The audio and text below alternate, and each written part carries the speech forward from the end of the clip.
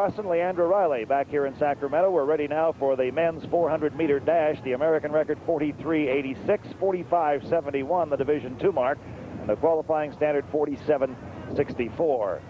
We have 8 competitors in the final runoff of the 400-meter men's, and before we get into the lane assignments and so on, Larry, who are the people to watch in this race? Well, Ed Yearwood really is the class of the field. A 22-year-old business major. He's a junior down there. He's a transfer from the University of New Haven. And he has run 45.51 for an all-time best among the 20 fastest times in the world last year, Joe. And this guy, he's the class of the field. He really is. I'll be very surprised if he doesn't win. All right, here are our lane assignments. Mitch Lovett of Morgan State in lane 1. I'd like to tell you something about Mitch. He's a broadcasting major. We better watch out. Uh-oh, competition right there. In lane 2, Demetrius Cook from Cal Poly. 47.3 qualifying coming in here. He's got his work cut out for him. And the young man you mentioned in lane number 3, Ed Yearwood from Morgan State. He's run 44 6/10 of a second on a relay. That's the equivalent of a 10-100 for a 100-yard dash in running 4 of them. In the 4th lane from Tuskegee Institute will be Floyd Johnson. And some of the contestants still taking off their sweat gear, getting ready to start the match. Floyd Johnson just now coming back onto the track. Ray Armstead from Northeast Missouri State in the number 5 lane. In lane number 6 is Charlie Phillips of San Houston State. Phillips from San Houston State in lane 6.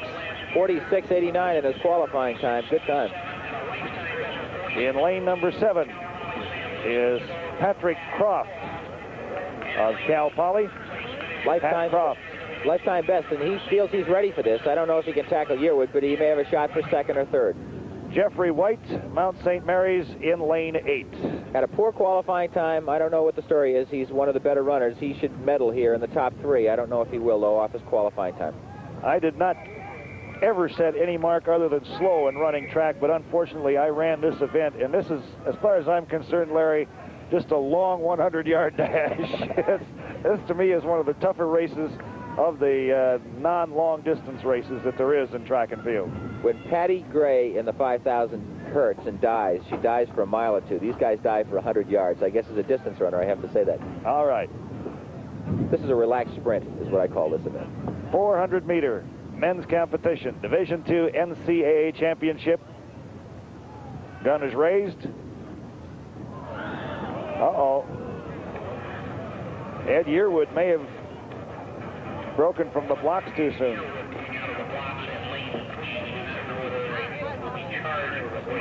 Well, I'll tell you, this is a tense moment here. You always want to see the class run. And let's just see if Yearwood goes back, gets in his blocks quietly, and if they let him go. I don't know whether they're going to charge a foul or whether the official actually tried to fire. He's moving off the track. Oh, this is a crime. So evidently he has been DQ'd. Hold on. He's coming back on. They're going to have a conference of the officials on the field now. Leandra, you're right there. What happened? Evidently, there was some speculation whether or not 2 or 3 false started. 2 was definite, but somebody said something about lane 3. That, of course, being Floyd Johnson, but that was quickly dispelled by the starting official. So it is just lane 2.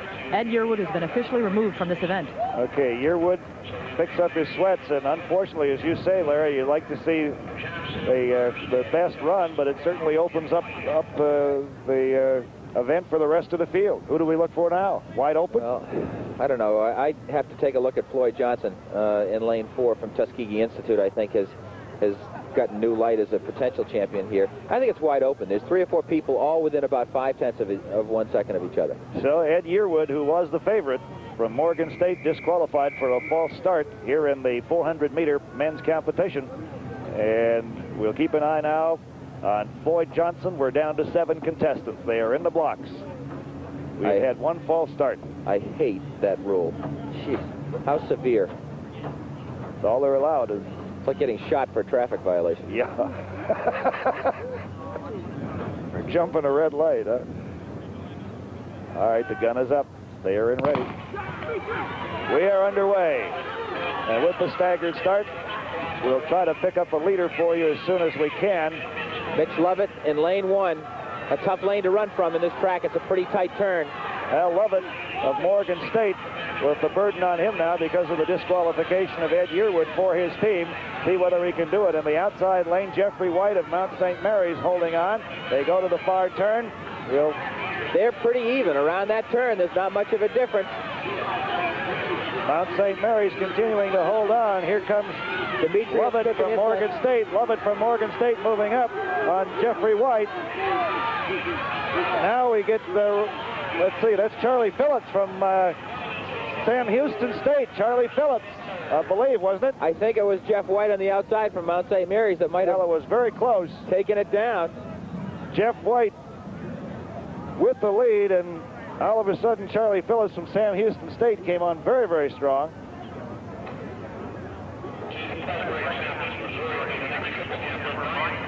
I don't know whether he is or not, but Charlie Phillips, who almost, I think, won that, took second.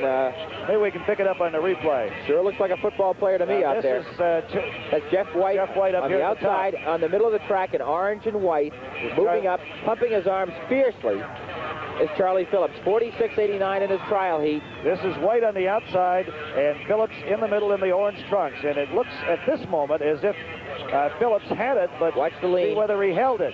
Watch the lean at the tape. We don't have the angle yet, though. Phillips leaning and White leaning. We're going to have to wait.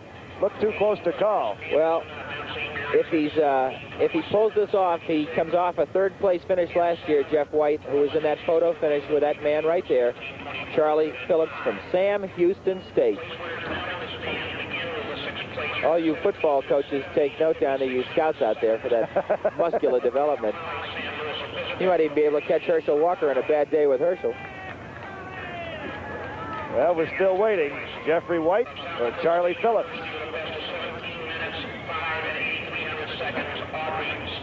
We may be able to go down to Leandra momentarily. The AccuTrack, I think, will have to decide who wins this one. It was that much of a close finish.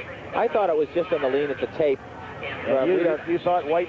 I thought White caught him at the finish just simply on the lean. I'm not sure, but that would be my decision. We're at a little bit of an angle on the finish line, and for a brief moment, it appeared that Phillips had moved in front of White, who had led almost from the outset. There is Jeffrey White from Mount St. Mary's. Let me add this. White was the last qualifier in this competition. He just snuck in with running 47 and 39 one-hundredths of a second. So it's kind of surprising where he ran so poorly, got beaten in his heat pretty badly, and came on to win this championship. Well, Leandra I may be wrong on that, but